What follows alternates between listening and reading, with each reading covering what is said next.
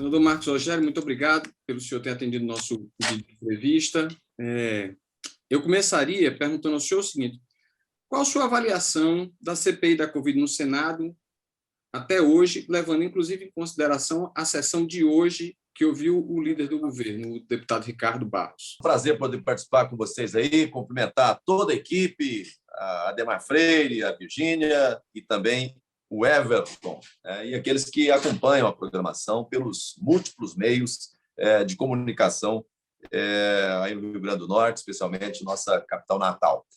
A avaliação que eu faço, e hoje foi um dia importante para a CPI, porque tivemos o depoimento do ex-ministro da Saúde, Ricardo Barros, atualmente deputado e líder do governo na Câmara dos Deputados, é de que a CPI vem desde o início patinando nos propósitos dela, porque a CPI ela tem um núcleo central de investigação muito bem definido: investigar ações e omissões do governo federal, mas também dos estados e municípios no tocante aos recursos federais. A partir do momento em que você tem ali o núcleo dominante da comissão, por escolha, por uma pré-determinação, não querer avançar nessa investigação do que aconteceu com os bilhões de reais enviados aos estados e municípios, você tem uma investigação manca.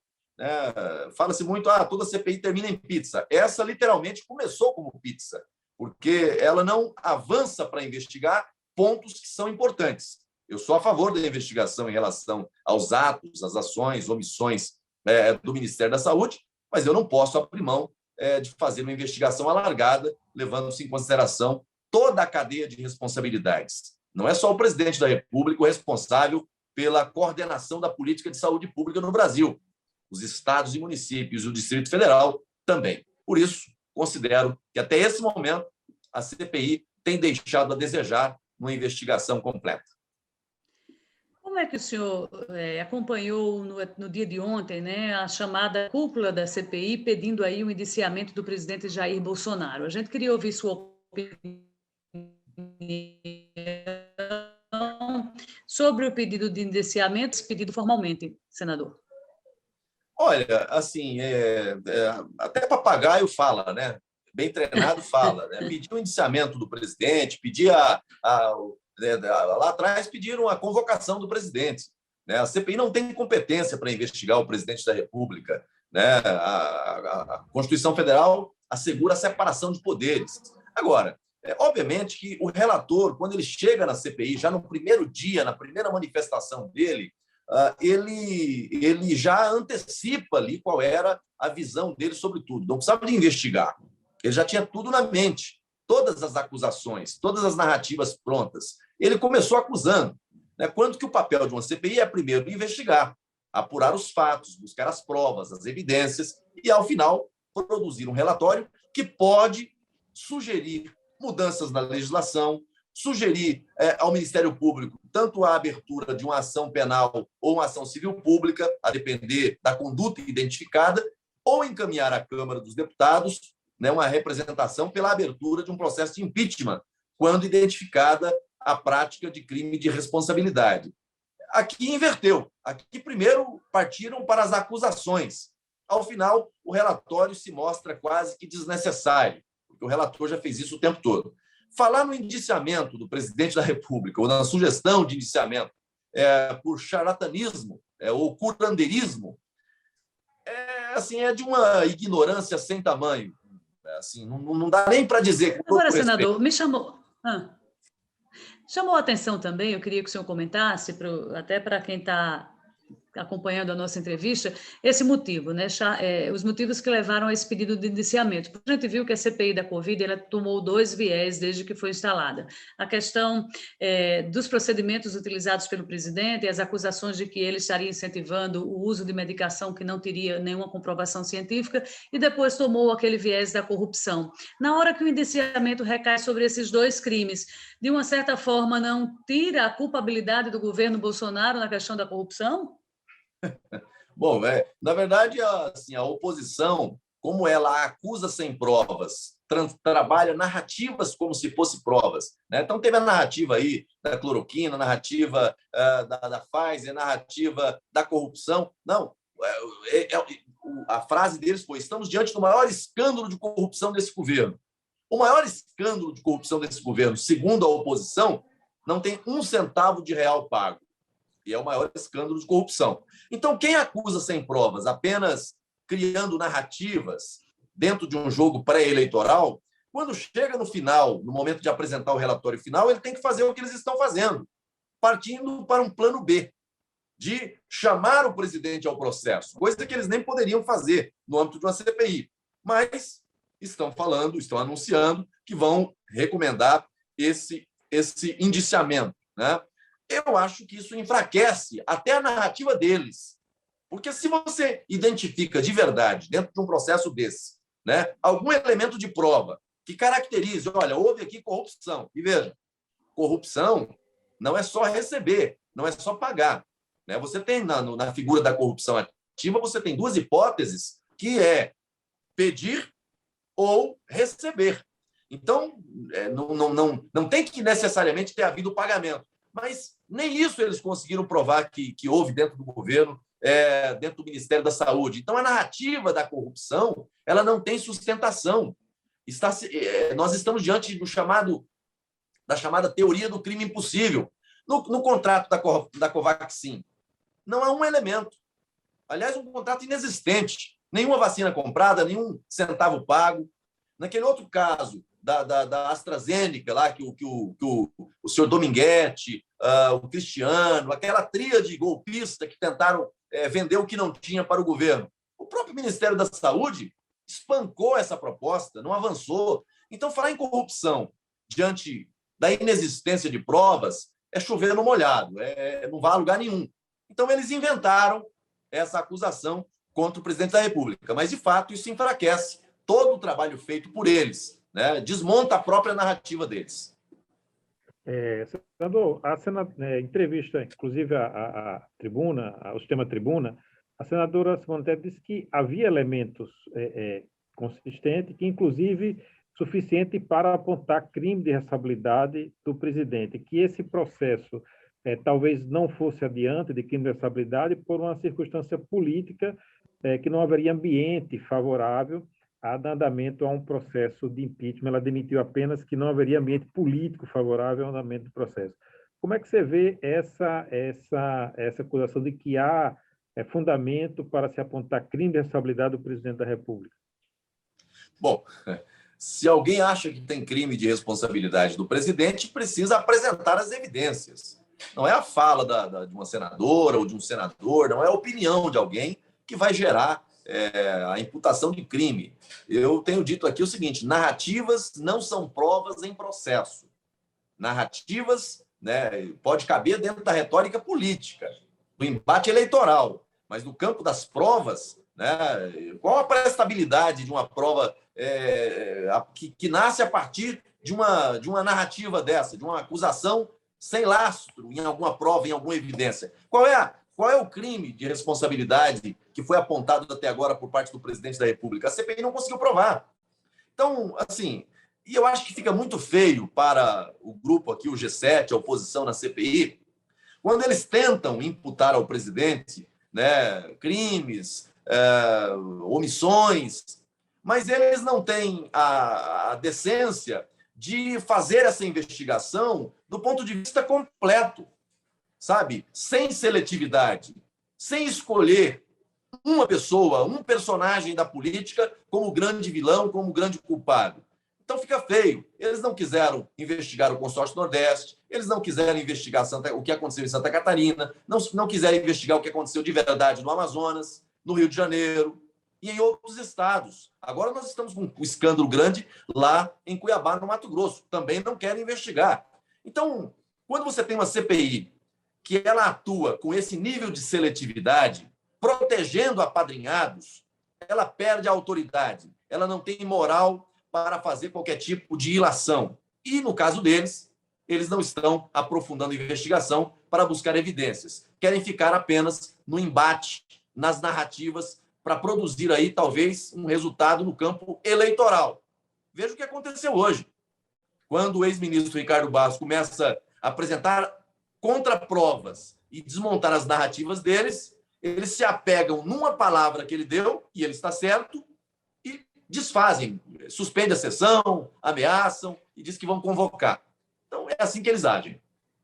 Eu queria pegar como gancho exatamente essa palavra que o senhor está usando, narrativa, e até para consolidar melhor a opinião que o senhor está expondo, e saber do senhor o seguinte: o senhor acha que a CPI ela trabalha, ao invés de trabalhar para chegar a um fato, a um dado, ela está trabalhando para construir uma narrativa eleitoral? Não tenho dúvidas de que o jogo aqui é pré-eleitoral.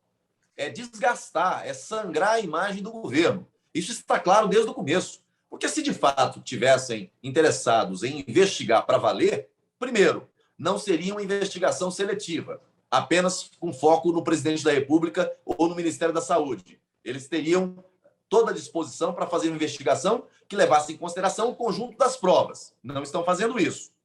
E outra, mesmo quando desmascarados, desmentidos aqui, eles continuam com a cantilena, continuam sustentando as mesmas narrativas. O relator, há pouco tempo atrás, sustentou aqui a maior fake news da CPI, que o governo federal estaria comprando vacina a $150 a dose. Isso é um grande fake news que ele mesmo veiculou, desmentido pelos documentos. Outra coisa, com relação à questão do pagamento antecipado.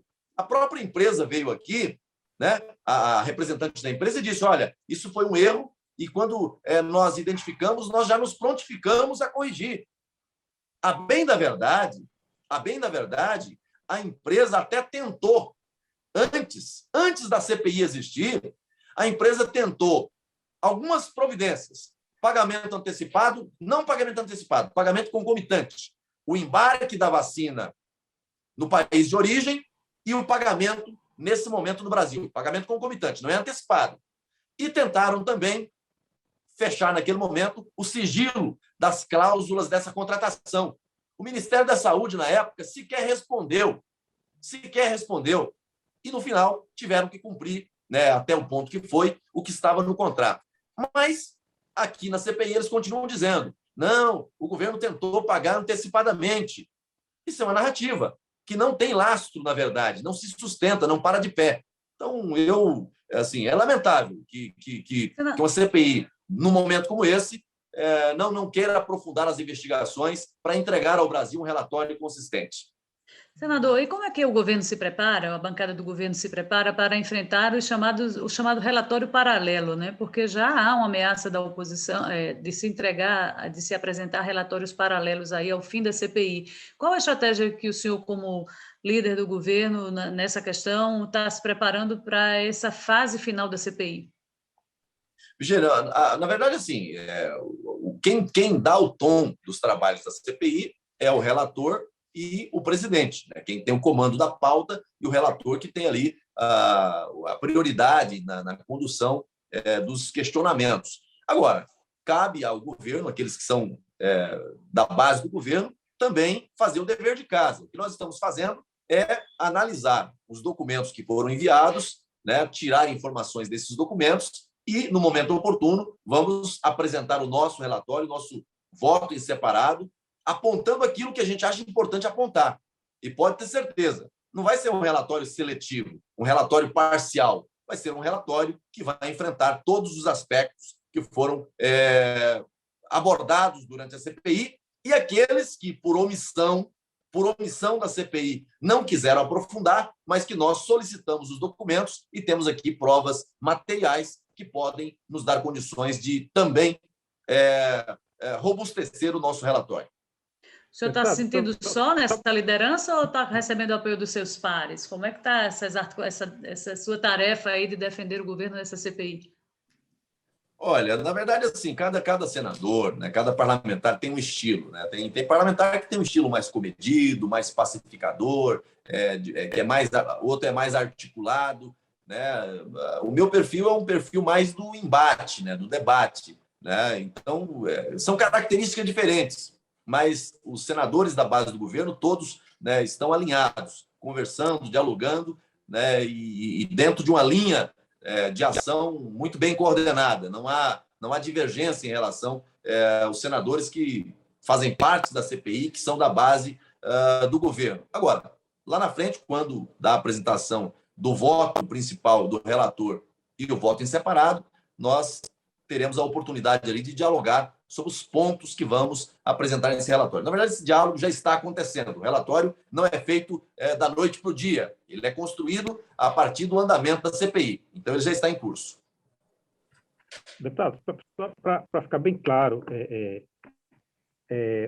surgiram alguns questionamentos com relação a alguns contratos ou tentativa de abordagem ao Ministério ao longo da CPI. Os casos mais notórios foi o da Covaxin e aquele do caso da famosa reunião, onde teria havido pedido de propina de $1 por vacina. Teve o caso também da empresa de logística, e tem aqueles casos de que se questiona a abordagem do governo federal com relação à pandemia.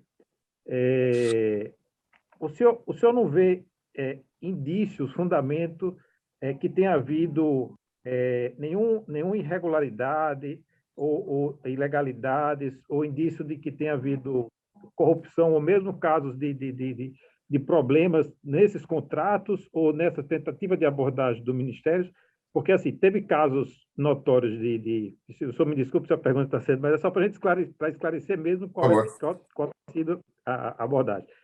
Teve casos notórios de corrupção no país que se constatou a corrupção, mas se discutiu até onde ela ia, se ela chegava no ministro, se ela chegava a presidente, mas que não ficou dúvida com relação a que houve caso de corrupção. Nesse caso, o senhor não vê indícios de que houve corrupção no Ministério da Saúde nessas situações que estão sendo apontadas na CPI, ou só questiona até onde foi? Ademar, na verdade é o seguinte, na verdade eu tenho, assim, a CPI está servindo para provar uma coisa, que o sistema de controle interno do Ministério da Saúde está funcionando bem. Porque tentativa de golpe, tentativa de adotar caminhos ali mais curtos de facilitação, isso me parece bastante claro que aconteceu. Aliás, não aconteceu só no governo federal. Aconteceu e acontece o tempo todo no governo federal, estadual e municipal. Em todas as esferas de poder, você tem a tentativa de corrupção. Mas o que a gente percebe é que funcionou bem o dever de vigilância, né, o controle interno. Por exemplo, no caso da Covaxin. Nesse caso aqui, você não tem aqui nenhum elemento de prova que demonstre ter havido qualquer tipo de vantagem devida ou mesmo a proposta dela. No caso da Covaxin, que é esse que envolve a empresa precisa. Firmado, inclusive, né? Nesse caso, o contrato foi firmado. Nesse caso, o contrato foi firmado, houve um empenho, mas não houve a sequência do contrato. E todos os pontos que foram levantados ali, de informações, a vacina $150. Não é verdade. Você tinha ali um pacote, né, o pack size, ali, a embalagem, ela tinha 10 doses e não uma única dose. E aí o relator saiu com fake news da vacina $150.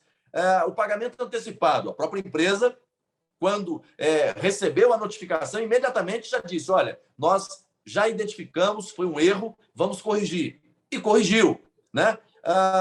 Então, nesse caso aqui, não há nenhuma evidência, não há sequer indícios de que tenha havido qualquer tratativa que possa levar aí a suspeita de corrupção. Outro aspecto, quando você pega o site, né, da empresa, da Bharat, a indiana, e vai ver o preço dessa vacina lá, você vai ver que o Brasil pagou o preço mínimo, né, para quem comprava fora do país de origem. Mesmo para o país de origem, para os hospitais privados, a vacina lá era mais cara do que a que estava sendo negociada para o Brasil. Então, não há aqui qualquer elemento. No outro contrato, que não avançou para contrato, mas houve a tentativa, a tratativa, e ali teve uma tríade golpista, né, que teve na CPI, e detalhe, uma tríade golpista que foi tratada na CPI como se fossem, né, colaboradores, né, da República. O senhor Dominguete, o senhor Cristiano. O Cristiano veio aqui, mentiu na CPI o tempo todo, e quando eu desmascarei a mentira dele, porque ele disse que não, recebeu o auxílio emergencial, que está dentro do case Covid, né? Recebeu o auxílio emergencial, mas que uma outra pessoa tinha cadastrado o nome dele. Quando eu aperto e pergunto o nome de quem cadastrou, porque é crime, né? Isso é crime, ele desconversa, pede um intervalo, e ele sai da sala com o advogado, e quando volta, muda a versão. Diz, não, eu queria retificar a minha fala para dizer que não, foi eu mesmo que coloquei no sistema. E a CPI diz, não, ele se arrependeu, ele retificou, está tudo certo. Então, narrativas o tempo todo. Nesse caso aí do Dominguete e do Cristiano, eles tentaram vender uma vacina que não existia, tentaram negociar uma vacina em nome da AstraZeneca, sem ter uma carta de representação da AstraZeneca, mas no Ministério da Saúde essa proposta sequer foi transformada numa proposta. Não passou do primeiro andar do Ministério da Saúde. Então, o controle interno do Ministério da Saúde funcionou bem. Quanto à proposta de pagamento de propina, né, o pedido que eles fizeram ali... Mas o senhor não acha próprio... que aquelas pessoas terem chegado no térreo já foram muito longe?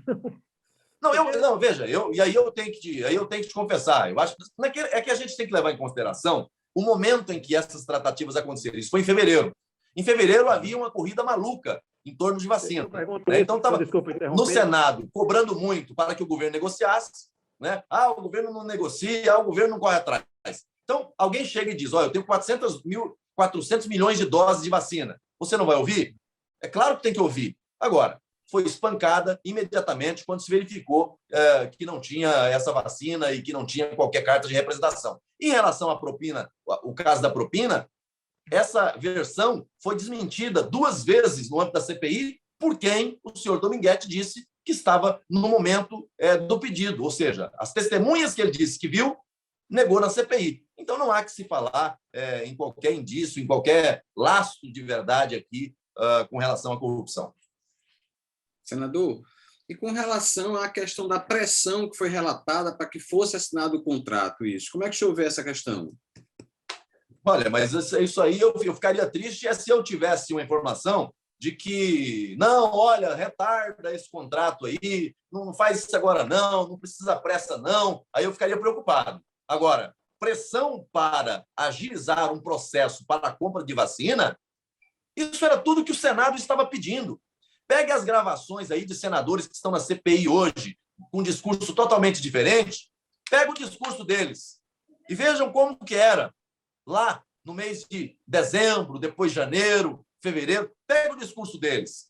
Vacina a qualquer preço, vacina a qualquer custo, vacina de qualquer jeito, não importa a Anvisa não pode tratar o tempo de pandemia como o tempo normal, o tempo de guerra tem que ter regras diferentes. Queriam ignorar até a Anvisa. E agora querer fazer esse discurso, a oposição age com hipocrisia, porque pediu uma coisa lá atrás, brigou por uma coisa lá atrás e depois vem aqui e acusa o governo daquilo que eles cobraram o tempo todo. Obviamente que celeridade não significa abrir mão de legalidade, de moralidade.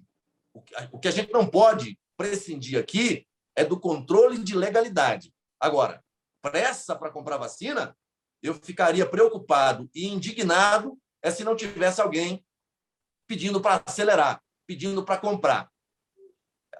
É que a oposição não tem compromisso com coerência. Uma hora eles cobram de um jeito, outra hora cobra de outro. Mas eu acho que, no caso da vacina, tinha que ter pressa sim. Eu lamento até que a gente não tenha tido condições legais de comprar a Pfizer antes. Tivemos que mudar a lei, uma série de coisas. Mas daí a dizer que alguém errou porque pediu para acelerar, não. Eu acho que pode ter errado por não ter pedido para acelerar mais nos demais contratos todos. O presidente da República se comportou de que forma, na sua opinião? Rápido, ou acelerou ou desacelerou na compra das vacinas? Eu acho que o governo federal, e aí não vou falar do presidente da República, porque nessa questão da vacina, o grande responsável pela discussão, aquisição e distribuição é o Ministério da Saúde, tem autonomia para isso. Eu acho que o presidente da República, quando nós tivemos vacina, agiu como deveria agir. Mandou uma medida provisória, assegurou o orçamento, assegurou as condições e comprou todas as vacinas que tinham autorização da Anvisa. Nenhuma ficou de fora. Agora, o que nós temos que levar em consideração também, Virginia, é o ambiente da política. Esse debate ele começou muito lá atrás. A politização da pandemia e a politização da vacina não fez bem ao Brasil. Isso é um fato. Agora, isso começou muito antes da pandemia chegar ao Brasil. O primeiro ato de enfrentamento concreto contra a pandemia foi do presidente Bolsonaro, foi do governo federal. Foi ele que assinou a primeira medida, já estabelecendo ali, né, as condições para o enfrentamento. Eu não sei se vocês se lembram da gritaria que houve. O governador de São Paulo saindo em público dizendo não, não pode ter esse alarmismo, porque essa doença não chegou no Brasil, está circunscrita lá na China, não vai vir para cá. Outros prefeitos, Brasil afora, não tem problema, vamos fazer a festa tranquilo. Por quê? Porque o que estava em jogo naquele momento era o carnaval. Eles queriam fazer o carnaval. Havia pressão de grandes grupos de comunicação, de grandes investidores, de grandes governantes. E aí, o presidente está errado, está precipitando. Ora, quem politizou esse tema, é bom olhar na janela do tempo. Isso começou com a politização do governador de São Paulo, né? Outros da Bahia e tantos outros lugares. Então, agora, dizer que um não errou, o outro não errou, eu vou dizer aqui o seguinte: todos erraram e todos acertaram. Todos, absolutamente. O mundo não estava preparado para enfrentar uma pandemia dessa dimensão. Então, não dá para você dizer assim, acertou 100%? Não, obviamente. Obviamente que ninguém acertou 100%. Agora, se tem vacina chegando no braço dos brasileiros, de norte ao sul, né, do nordeste ao centro-oeste, essa vacina está chegando porque o governo federal comprou, porque o governo federal assegurou a sua aquisição. A vacina que chega no Rio Grande do Norte, em Natal e nas demais cidades, é o Ministério da Saúde que comprou e está entregando. Prefeitos, governadores anunciaram, consórcios anunciaram que faria a compra, inclusive direta, e até agora não conseguiu fazer a entrega efetiva dessas vacinas. Então, eu acho que erros aconteceram de todos os lados, mas acho que os acertos são aquilo que produziu a melhor e maior resposta que o Brasil está tendo agora. Nós não estamos atrás de muitos países que são, inclusive, produtores de vacina. É uma prova de que nós fizemos o dever de casa. Alguns senadores na CPI têm cobrado muito a investigação com relação à atuação dos estados, particularmente alguns estados que têm sido questionados com relação a possíveis irregularidades na aplicação de recursos federais no combate à pandemia, e também com relação ao consórcio Nordeste. Afinal de contas, a CPI fará essas apurações, senador? Olha, Ademar, eu gostaria que fizesse, mas infelizmente não é o que eu estou vendo. O grupo ali, o G7, o comando da CPI, já escolheu um lado. Eles querem apenas focar na investigação do governo federal do presidente Bolsonaro. Não querem saber de corrupção que aconteceu no consórcio Nordeste, não querem saber de possível corrupção que tenha acontecido no consórcio, nos estados ou nos municípios. E olha que nós temos casos escandalosos. Santa Catarina, né? No Pará, no Amazonas, agora no Mato Grosso, né? O Rio de Janeiro nem se fala. O governador foi afastado e cassado do mandato. Mas a CPI não quer investigar. Pelo contrário, trouxe o ex-governador aqui e tratou ele como se fosse paladino da moralidade. Então, veja, a CPI vergonhosamente escolheu não investigar a corrupção. Eu lamento isso, lamento dizer isso, mas a CPI vergonhosamente escolheu colocar um tapete em todo o mar de lama da corrupção. Porque esse caso do consórcio Nordeste é um caso emblemático. Você teve ali a compra de respiradores, pagamento antecipado, nem nota fiscal tinha sido emitida. E pagaram antecipado. E nunca receberam esses respiradores. Os respiradores que chegaram para atender os estados do consórcio Nordeste foram do Ministério da Saúde. E não querem investigar. O Amazonas compraram respiradores de uma loja de vinhos. Um escândalo. Pagaram de maneira indenizatória. Nem contrato administrativo próprio teve. Então, veja, nós estamos diante de sucessivos escândalos. O que está acontecendo lá no Mato Grosso agora, que eu peguei, até pedi convocação de 3 secretários, né, compartilhamento de documentos da Polícia Federal, Ministério Público Federal. Um escândalo, né, quase 50 milhões de reais pagos para 6 empresas do mesmo grupo econômico. E quando você vai ver as empresas, a estrutura da empresa, é empresa de fachada. E aí a CPI, que nasceu para investigar isso, não vai investigar? Olha, a Covid mata, mas a corrupção mata também. Porque, em razão da corrupção, nós deixamos de investir no passado e no presente em respiradores, em UTIs, em ampliação, né, da oferta de serviço médico, e as pessoas sofreram. Então, eu acho que a CPI presta um desserviço quando ela não cumpre o seu objetivo de investigar por completo, sem seletividade. Isso é um ponto que a CPI vai ficar devendo muito ao Brasil. O senhor identifica um motivo para isso, para não se aprofundar a investigação com relação a esses pontos que o senhor apontou nessa resposta? Eu acho que assim, não, assim, é uma escolha política, né? A CPI está a serviço do jogo pré-eleitoral. O que cada dia eu observo é isso. A CPI está sendo usada para promover um desgaste da imagem do presidente da República dentro de uma lógica do jogo pré-eleitoral. Porque não fosse isso, se fosse realmente o objetivo de investigar, aprofundar as investigações, certamente que não agiriam com seletividade, certamente que não tentariam blindar o que aconteceu no Consórcio Nordeste, o que aconteceu nos demais estados, nos municípios brasileiros. Seria uma investigação séria. Mas quando fazem do jeito que estão fazendo, para mim, fica muito claro uma coisa: o jogo é eleitoral, é desgastar a imagem do presidente para tentar, né, lá na frente, ter uma disputa eleitoral num cenário diferente. Aqui no Rio Grande do Norte foi aberta uma CPI para investigar a questão da Covid no Rio Grande do Norte. Essa CPI está em andamento, inclusive já pediu para ouvir o governador da Bahia e ouvir o secretário executivo do Consórcio do Nordeste. O senhor falou ainda por uma das respostas que deve ter um relatório, deve também produzir um relatório. O grupo governista deve também produzir um relatório. Eu lhe pergunto, vocês pretendem usar esses dados que a CPI daqui conseguir nesse relatório que vai ser apresentado, ou as conclusões da CPI daqui, vocês pretendem levar ao Senado Federal para mostrar o que foi que a CPI daí não investigou? Olha, Everton, havendo a CPI aí avançando e conseguindo ouvir, né, o senhor Carlos Gabas e outros, o ex-presidente, o atual presidente do Consórcio Nordeste, nessa CPI da Assembleia Legislativa do Rio Grande do Norte, pode ter certeza, né, que esse trabalho pode contribuir muito com o trabalho da CPI aqui em Brasília. Nós podemos pedir o compartilhamento.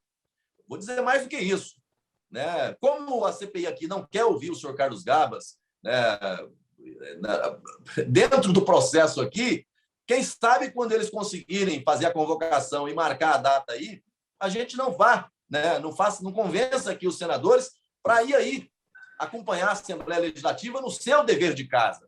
O que o Senado Federal, o que a CPI aqui não quer fazer, talvez a CPI da Assembleia faça e possa contribuir com os nossos trabalhos. Eu acho que é totalmente possível que haja esse aproveitamento. Os democratas podem caminhar com o projeto de reeleição do presidente Bolsonaro? Como é que estão as articulações? Esse tema não foi um tema debatido no âmbito do partido ainda.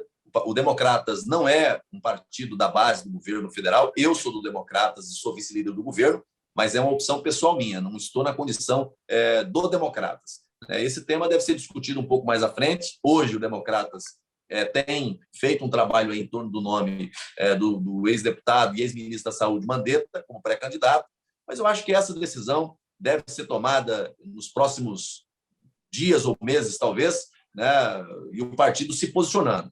Eu, nesse momento, eu confesso que não enxergo muita possibilidade para uma candidatura, mas isso é um debate que o partido deve fazer, né, e amadurecer. Quanto à composição com o presidente Bolsonaro, acho que esse debate, talvez, se tiver que acontecer, vai acontecer um pouco mais à frente. Primeiro é preciso vencer o dever de casa com relação à candidatura própria ou não. A partir daí é que se discutirá se vai compor com o atual presidente ou ficaria neutro no plano nacional. Não sei qual deve ser a decisão do partido ainda. Como é que o senhor vê a situação do presidente Bolsonaro diante de uma série de dificuldades, desafios, de enfrentamento que ele está tendo e do que está apontando as pesquisas? O senhor acha que ele vai reverter esse momento que ele está enfrentando agora e vai chegar em 2022 com condições de competitividade ou vai surgir uma terceira via? Como é que o senhor vê essa questão da situação eleitoral do presidente? Hoje, nesse momento, já vou começar pelo final da sua pergunta, nesse momento eu não vejo muito espaço para uma terceira via. Eu acho que há nesse momento, e haverá lá na frente, uma polarização entre o atual presidente, o presidente Bolsonaro, com a candidatura do ex-presidente Lula. É o que eu vejo hoje no desenho político que eu enxergo. Não vejo muita margem, nesse momento, para uma terceira via, porque você não teve nenhum líder nacional, seja governador, seja prefeito, ou outra personalidade nacional, que tenha conseguido ganhar né, envergadura nacional, projeção nacional, com uma pré-candidatura que pudesse ser minimamente viável, né, para um processo como esse. A bem da verdade que essa pandemia acabou, de certa forma, dificultando um pouco o trabalho de qualquer nova liderança, né? Isso acabou fazendo com que essa polarização fosse ainda mais efetiva. Então, eu acho que a disputa deve se dar nesses dois núcleos, PT, Lula e Bolsonaro. Quanto ao presidente da República, o que muitos apontam como dificuldade ou como problema dele, eu não vejo como problema. Eu acho que, sim, o eleitor que votou no Bolsonaro lá na primeira eleição não votou enganado. Já conhecia o Bolsonaro, foi deputado federal por muitos mandatos, né? Falava do jeito que falava, tinha opinião sobre tudo, né? Falava do que pensava e do que não pensava. Não é politicamente correto. Acontece que a elite brasileira imaginou ver o presidente Bolsonaro na presidência dentro de um modelo politicamente correto. E ele não foi assim. Ele continuou sendo aquele mesmo Bolsonaro de antes. Eu, por exemplo, eu não concordo com tudo que o Bolsonaro fala. Eu não concordo com todo tipo de fala, de ação. Tem pontos que eu discordo e falo para ele isso. Agora, eu preciso respeitar, né? Tem muita gente que diz que respeita a democracia, respeita a vontade popular. Mas respeitar a vontade popular é respeitar aquele que o povo elegeu, sabendo como era, como agia, como é o seu perfil. Não dá para transformar o presidente Bolsonaro num Fernando Henrique.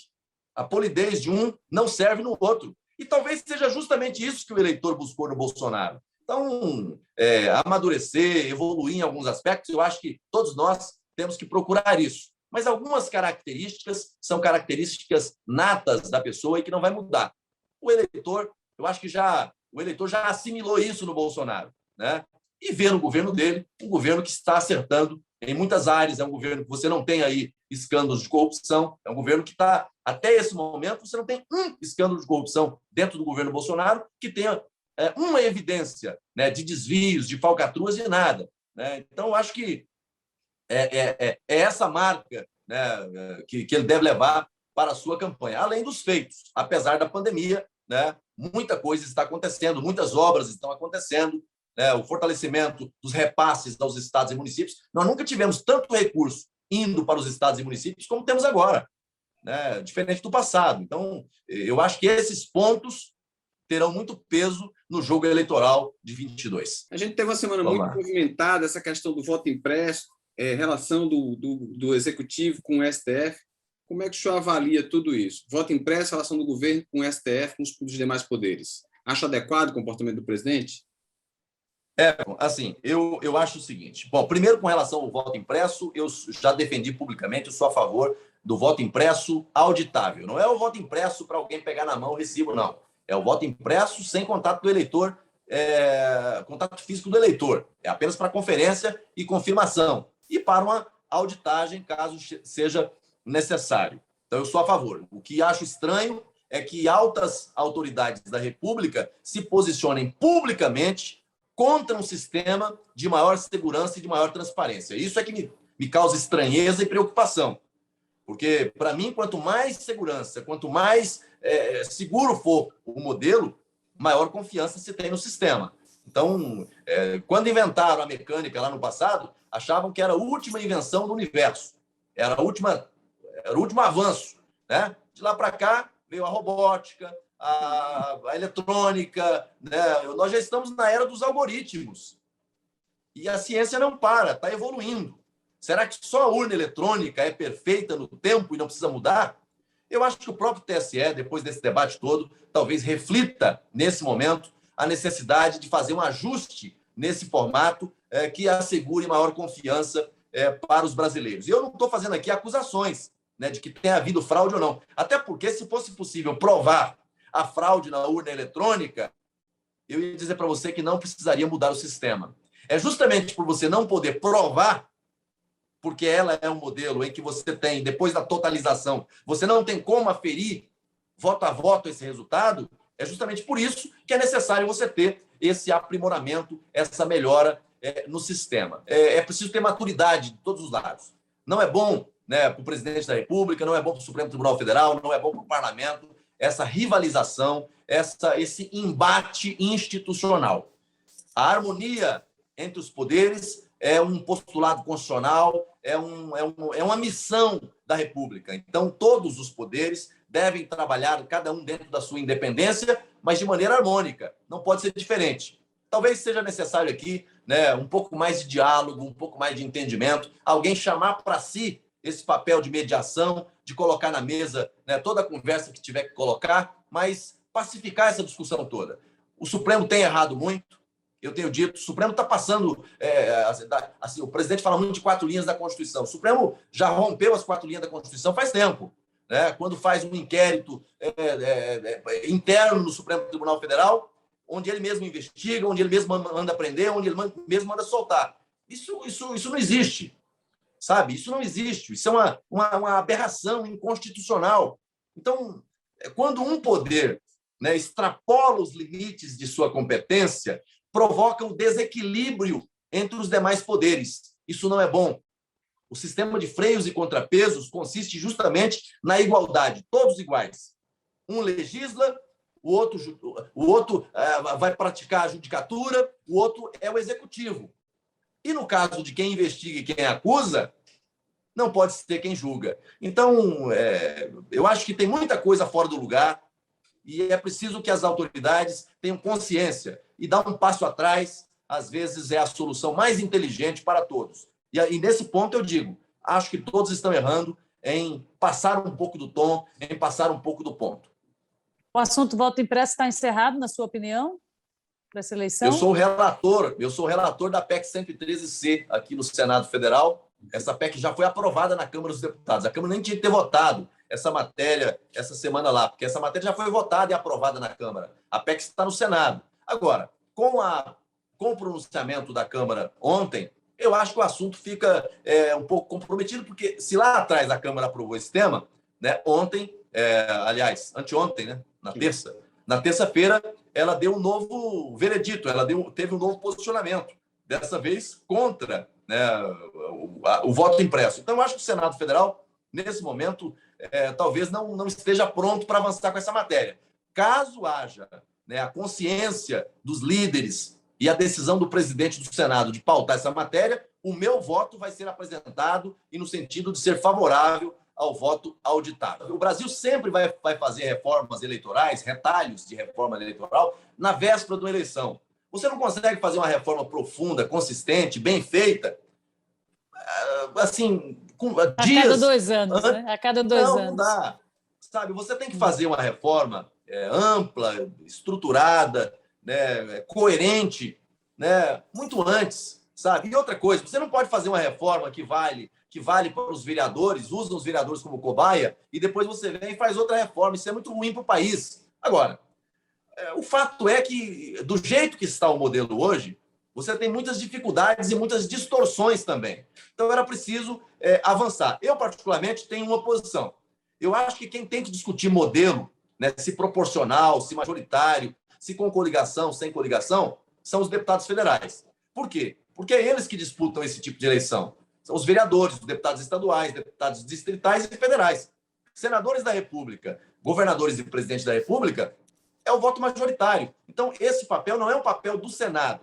Eu acho que esse modelo, quem deve discutir e votar é a Câmara dos Deputados. A decisão que vier de lá deve contar com o meu apoio aqui no Senado Federal. Lhe agradeço muito, tá? E boa sorte aí nos trabalhos, tá bem? Muito obrigado a vocês, a toda a equipe aí, agradecer o espaço de vocês, me colocar à disposição aqui também, fazer aqui um registro. O senador Jean Paul fez contato comigo. A gente tem visões diferentes, campos políticos diferentes. De vez em quando entramos nos embates pesados aqui, mas no campo pessoal temos respeito um pelo outro e consideração. Faço esse registro aqui ao colega que me fez o contato previamente aqui. Um abraço a toda a equipe aí, muito sucesso a vocês.